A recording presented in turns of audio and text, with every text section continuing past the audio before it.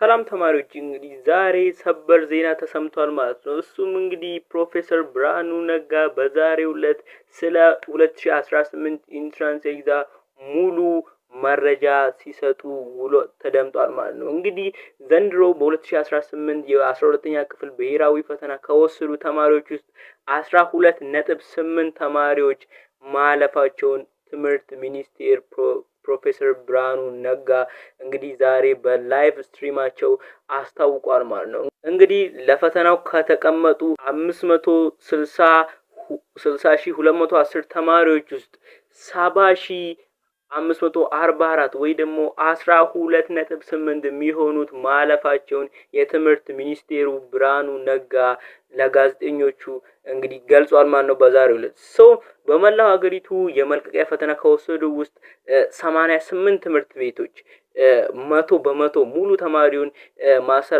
ማሳለፋቸውን የተገለጸ ሲሆን 585 ትምህርት ቤቶች ደግሞ ምንም ተማሪ አለማሳለፋቸውንም እንግዲህ ፕሮፌሰሩ ገልጿል ማለት ነው።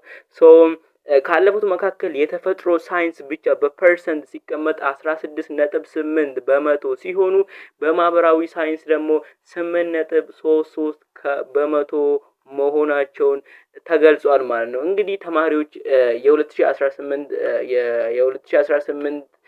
የ12ኛ ክፍል ብሔራዊ ፈተና ውጤት ሰኞ ወይ ደግሞ ማክሰኞ ለተማሪዎች እንደሚለቀቅ ተናግሯል ማለት ነው። ፕሮፌሰሩ ሰኞ ወይ ማክሰኞ እንደሚለቀቅ ተገልጿል ማለት ነው። በይፋ እንግዲህ ተማሪዎች ሊንኩን ዲስክሪፕሽን ስር አስቀምጥላችኋለሁ ማለት ነው።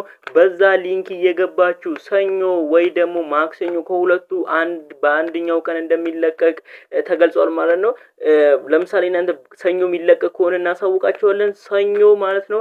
በዚህ ዲስክሪፕሽን ቦክስ ላይ በምናስቀምጥላችሁ ሊንክ ገብታችሁ ማየት የምትችሉ ይሆናል ማለት ነው። እንግዲህ የዩኒቨርሲቲ አቀባበሉን ደግሞ መጀመሪያ ላይ አዲስ አበባ ዩኒቨርሲቲና የሳይንስ ቴክኖሎጂ ዩኒቨርሲቲዎች እነሱ ቅበላ ካደረጉ በኋላ ሌሎች ዩኒቨርሲቲም ቶሎ ጥሪ እንዲያደርጉ እየሰራን ነው ብሏል ማለት ነው።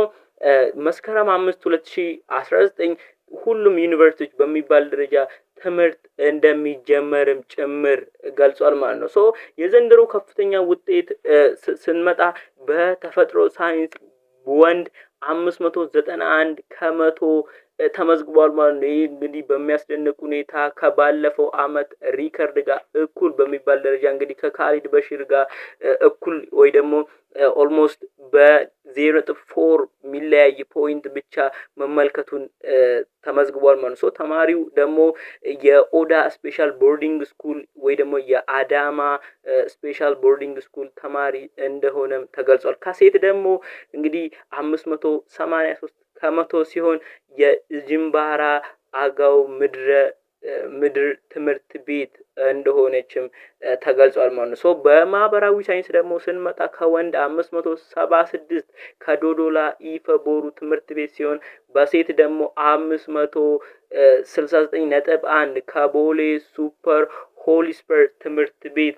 በሚባለው ትምህርት ቤት እንደተመዘገበ ገልጿል ማለት ነው። ተማሪዎች ከዚህ በኋላ በዚህ ቻናል የኢንትራንስ ኤግዛም የሪሜዲያል በተያያዘ በዚህ ቻናል ላይ ምን ለቀላችሁ ይሆናል ማለት ነው። ይሄን ቻናል ላይክ፣ ሼር፣ ሰብስክራይብ እያደረጋችሁ የኢንትራንስ ኤግዛም የሚለቀቅበት ሊንክ ደግሞ ቅድም እንዳልናችሁ ዲስክሪፕሽን ቦክስ ላይ በመናስቀምጥላችሁ ገብታችሁ ማየት ምትችሉ ይሆናል ማለት ነው። ይሄን ቻናል ላይክ፣ ሰብስክራይብ እያደረጋችሁ እንድትቆዩ እያልን ቸር ሰንብቱ።